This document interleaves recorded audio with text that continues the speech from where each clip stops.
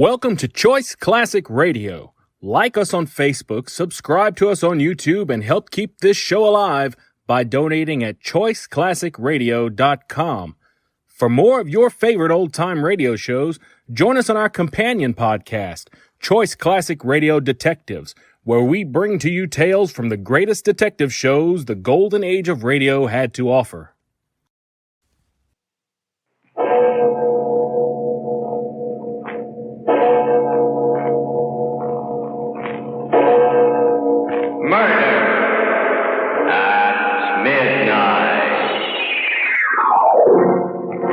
He turned and started to walk across the room, and as he turned, Martell moved. His face stayed dead, expressionless, but he moved. He picked up a heavy wrench, followed him, and then as Roy reached for the switch, he hit him. No! I heard his skull go like a rotten pumpkin shell, and he went down. Then Martell picked up a hacksaw and... No, I don't want to remember the rest. It was too awful, too horrible.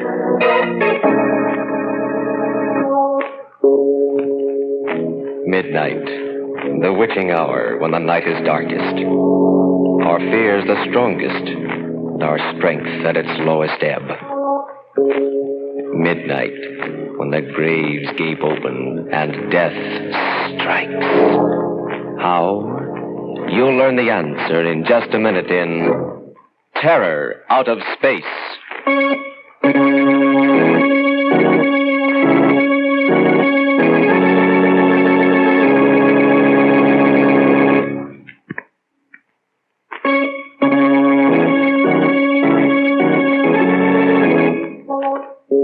And now, Murder at Midnight.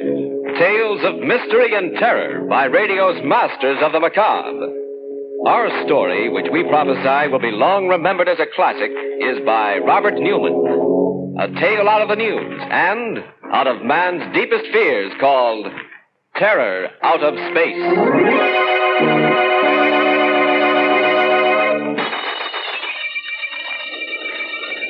Larkin! Don! Can you hear me? Can you hear me? You've got to hear me. I haven't got much time. They'll be coming back in a few minutes and... Don! Try and get this. Try and remember. I sat up in bed, straining my ears, listening. The surf was rolling and pounding on the beach at the foot of the cliff. One of the dynamos was purring away next door in the experimentation shack. And that was all. Had I really heard anything, or had I just imagined it, dreamed it? I didn't know. All I knew was that I was in a cold sweat, shivering even though it was a hot summer's night. But that wasn't surprising after what had happened. Just what had happened.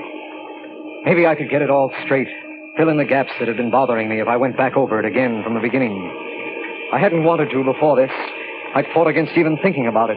But now it was as if something was making me think about it. That's right, John. Start way back, in the beginning. Then maybe you will remember. You've got to. When was the beginning? When they assigned me here, I guess, miles from anywhere on the Jersey coast. I knew it was some kind of hush-hush project, and I'd been in the Army long enough not to ask questions. I had some ideas, though, and when I walked into administration and found Professor Martell there, I was pretty sure they were right. Lieutenant Larkin reporting for duty, sir. Hello, John. How are you? Fine, Professor. Major. Well, let's forget the Major. I've been trying to. I think the Army's a little sorry about the whole thing also. Oh, that's not the way I heard it. Some of the things you've worked out in the last few years was something. Quite a break, my getting assigned here. You think it was an accident? You mean you requested me? Of course. What did I take you away from, by the way? Oh, nothing very much. Straight communications, a little radar. No chance to continue any of the research you started when you were at the university, huh? No. Afraid I've gotten rusty? Not really. But there are just going to be the three of us to do the bulk of the work. You, myself, and a chap named Roy Fields. He worked with Ramsey at Tech. And what's the project? Something big? I think so. We're going to try and establish radio contact with the moon. What? Theoretically, it shouldn't be too difficult, you know. Of course. And with the progress we've made during the war... Well, Professor, it's terrific. One of the most exciting things I've ever heard of. Think so? Well, don't you? Don't you remember when we used to talk about it in the lab? What it would mean to the astronomers, the astrophysicists, measurements that they've never even been able to take before? Yes, John, I remember. Well, then? I don't know. Somehow it worries me. How we're going to do it? No, that's all cut and dried. What's going to happen when we do it? Well, what do you mean? We're reaching out, John. Reaching out into places where man has never been before. We're pretty close to the secret of matter, to the origin of life, and to the mystery of the universe. Sometimes I become a little afraid. Afraid that we may stumble on something that's too much for us, too big and... That's silly. Go pick out a bunk and get some rest, John. Tomorrow, we go to work. The work? I remember that all right, weeks of it. And finally, the big night, the night we were ready for our first test. It was clear and cool, the ocean still, not thundering but whispering at the base of the cliffs, as if it were waiting. Every star separate and distinct, like signposts on the road to the infinite. Martel at the table in the center of the laboratory with the charts and diagrams doing the computing. Roy at the power controls, and I at the director. Time, 23:02. 15 seconds. Power, 10.12. Check. You're reading, John? 93 degrees. Make it plus 0.2. Check. Time, 23:02:10. Power on. 3 seconds. 4. Now. How long to wait? We should get it almost immediately. Lag of not more than... There, listen. Huh? That's it! That's it! We've done it! We're in contact with the moon! Yes, we'd done it. Reached out into space and done it. For the first time since man had walked erect, we had established contact with another heavenly body, bridged the infinite with man-made electrical impulses. There was no work done during the next 2 days, just excitement. Public relations broke the story the next morning, and we were swamped. Newspaper reporters, photographers, interviews, commentaries, prophecies. Finally, we got back to normal. And a couple of nights later... Yes, it's starting to come back to me now. I remember. It was the sound of the generators that woke me. I looked at my watch, almost midnight. Roy was asleep in his bunk, and I didn't wake him. I padded out along the duckboards to the laboratory. The lights were on. I went in, and there was Professor Martel. He was sitting at the control table, and he was funny. His eyes were open, but he didn't seem to see me. I said, "Hello, Professor."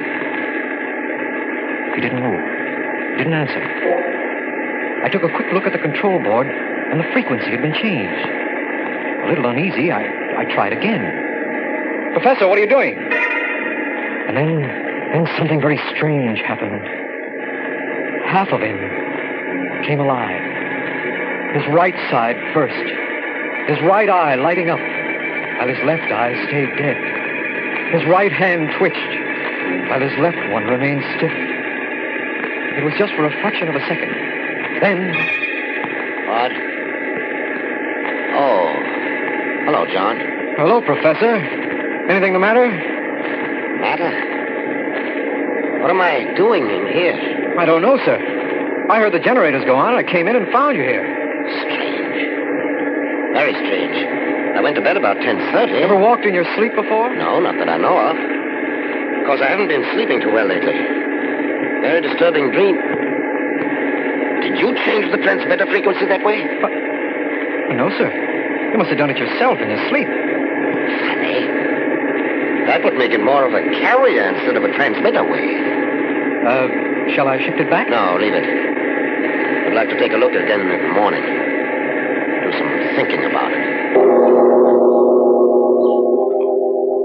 The next morning, somehow, neither of us mentioned it. I can't be sure now whether we didn't remember or just didn't think it was important. But that night... Yes, it was that night that we discovered what it meant. That we knew. It was the sound of the generators that woke me again. I looked at my watch a few minutes before midnight. And it was then that I noticed that Roy wasn't in his bunk. I lay there. And for some reason I was terrified, trembling. There was something in the air, a feeling of menace that... I made myself get up.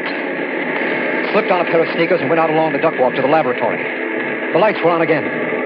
I didn't go in this time, but I looked in the window. There was Roy, and there was Professor Martell again.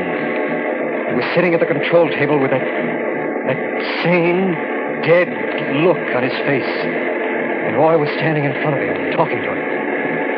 I could hear him through the window. What is it, sir? What's going on? Is anything the matter?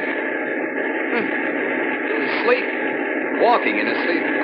I better get Larkin and... Oh, I can't leave the generator on, though. Gotta shut that off first. He turned and started to walk across the room toward the master switch. And as he turned, Martell moved. His face stayed dead, expressionless, but he moved. He got up without a sound, took a heavy wrench from the work table, and followed Roy. And then, just as Roy put out his hand to throw the switch, he hit him. Oh! I heard his skull go like the shell of a rotten pumpkin, and he went down, dead. I couldn't move. I couldn't make a sound. I just stood there, frozen with horror. Martell looked down at him without batting an eye. And then, like a zombie, he walked over to the bench, picked up a hacksaw and went back. And then, bending over Roy's body, he started cutting off the top of his head. The voice from the void. And the midnight waking. Memories. Things best forgotten. Coming back again. Memories of the terror that came out of space and of murder at midnight.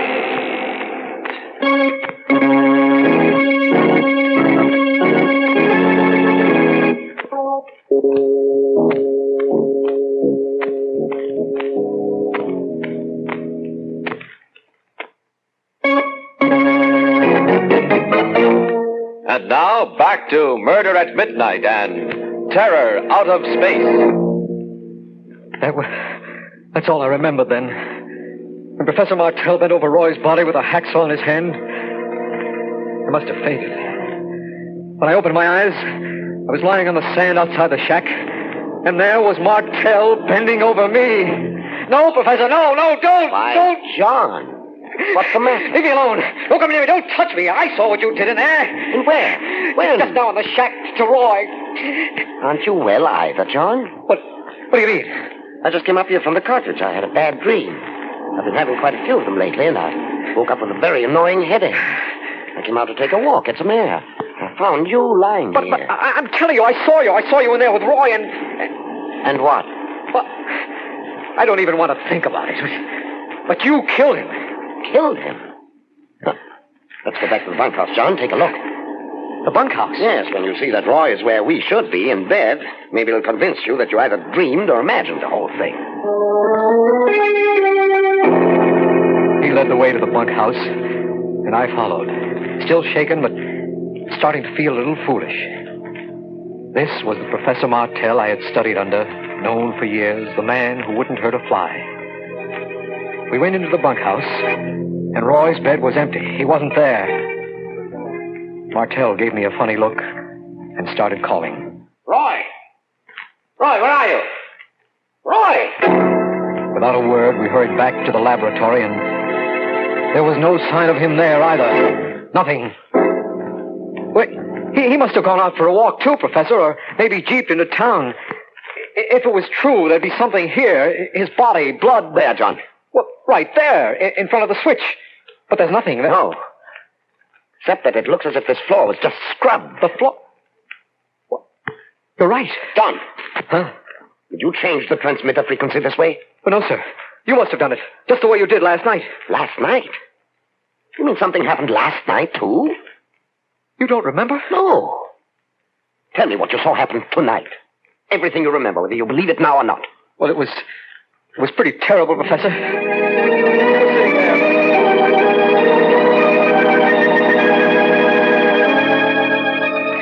And then, as quietly as if he were a laboratory specimen, you took a hacksaw and started to cut off the top of his head.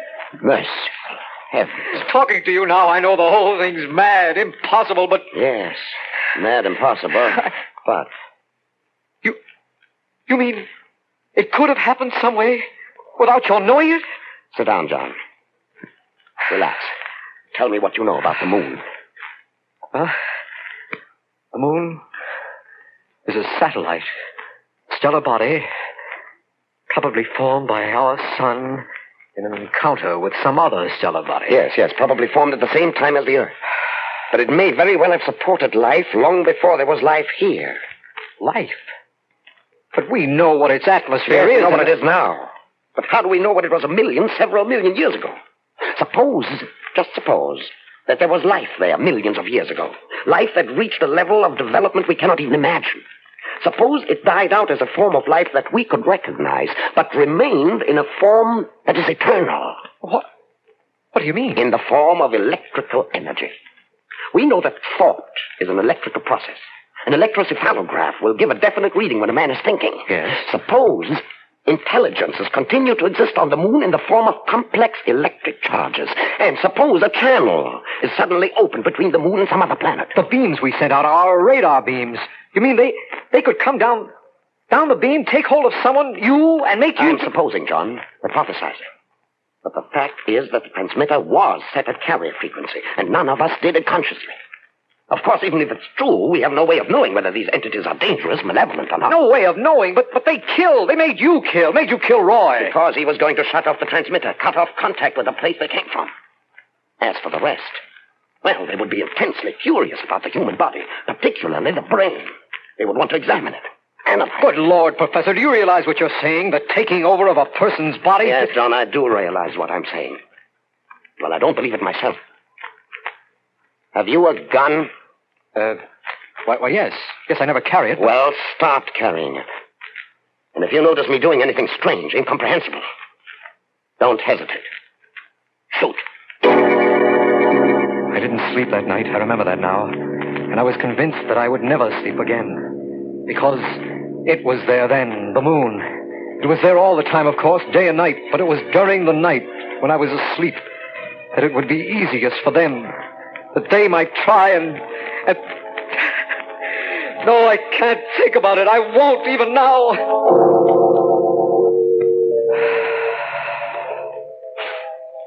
With the daylight, I felt a little better. Roy hasn't come back, but, well, there were a dozen possible explanations for that. I went to have another talk with Professor Martell. And he was gone, too. His bed was empty, as if it had never been slept in. I waited until about noon. Then I called headquarters. I had decided that I was going to tell them only facts, things I could believe myself. Hello? Hello, Colonel. This is Larkin over at Radar Experimental. Oh, yes, Larkin. How are you? Pretty good, sir. I'd like to report that both Sergeant Shields and Major Martell are missing. Huh? Missing? What do you mean? I don't know, sir. They were both gone when I got up this morning. AWOL, huh? Well, that's my fault. You men have been working awfully hard. Now, I meant to suggest that you take leaves. Why don't you go missing, too? Oh, no, sir, I couldn't. Not right now. Okay. And you carry on until they get back, and then I'll arrange for you to do it officially. So I stayed. Stayed there in the lonely shack on top of the cliff, alone. And that was the most awful, terrible week of my life. Only the wind, the pounding of the surf, and my fears that were with me constantly.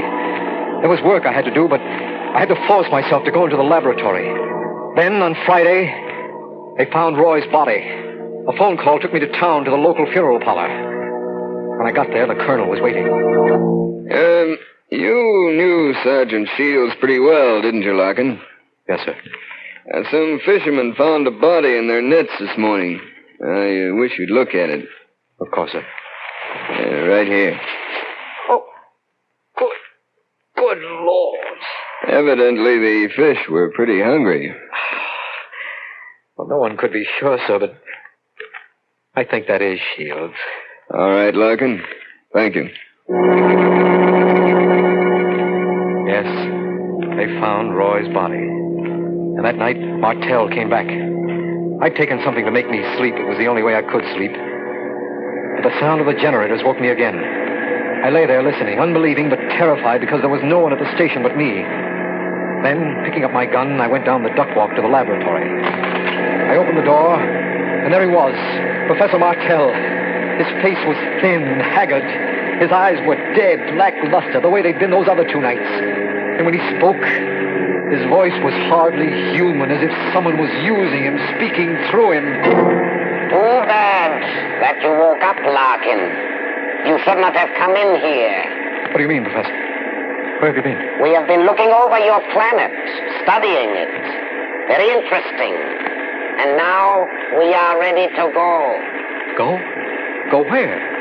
What are you talking about? What You said we. Professor Martell, have they... Just a few preparations to make. And then... The voice, that horrible voice, stopped, and Martell swayed as if he were going to fall. I grabbed him, and he opened his eyes. He was himself again. And when he spoke, it was with his own voice. John, for heaven's sake, help me. Help me. How, Professor, how? Look, what I told you, don't you remember? Don't you understand? They've got me. They took me that night, took me all over the country, looking, examining, studying. They picked my brain. They sucked me dry. And now they're going to take me back with them. Back with them? Back to where they came from. Not my body, they're not interested in that, but the essential me, It has its name. Shoot, John. Shoot and... And now we are ready. They had him again. As your friend told you, we are taking him with us. But you will not remember. You will remember nothing. Do you understand? Because someday we may come back. I stood there, frozen, still holding on to Martell. Like a sleepwalker with superhuman strength, he pushed me away. I staggered back against the wall. Stiffly and mechanically, he walked to the door, opened it, and went out. The surf was thundering, the wind blowing. Straight to the edge of the cliff he walked, and then went over. But before he fell, he seemed almost to hover for a moment, as if something in him was going not down, but up. Now, do you remember, John? Now, do you remember? You've got to remember. You've got to. I tricked them, fooled them. That's how I was able to get through to you. But they'll be coming for me any minute. Down! You've got to do something. You've got to. It's true that you exist. And they've got me here. They may be coming back again for others. Down! They're coming! They're coming! Do something! Do! When I woke up about a half hour ago, I found this all written out on the pad I keep next to my bed. Written out in my own handwriting, but a little scrawled and jerky, as if my hand wasn't quite steady. Some of it I remember. Other parts, like Roy's murder, Professor Martell's suicide, I don't recall at all. Either I'm mad, completely mad, or... No, I can't think about it. I mustn't. Anyway, if I showed this to anyone, the world would think I'm mad. So now I'm going to burn it. Burn it up completely.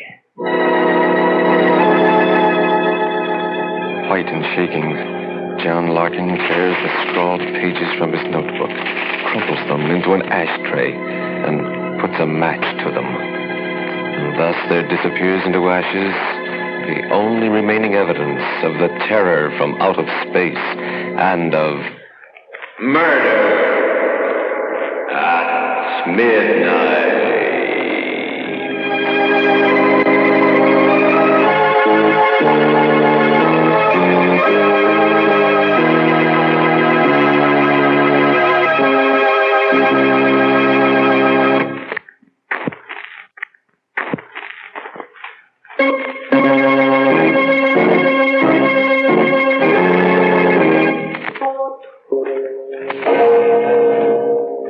Remember to be with us again when death comes in some unknown form. And the clocks strike 12 for murder at midnight.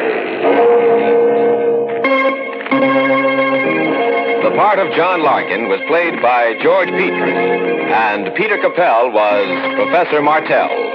With music by Charles Paul, Murder at Midnight was directed by Anton M. Leader.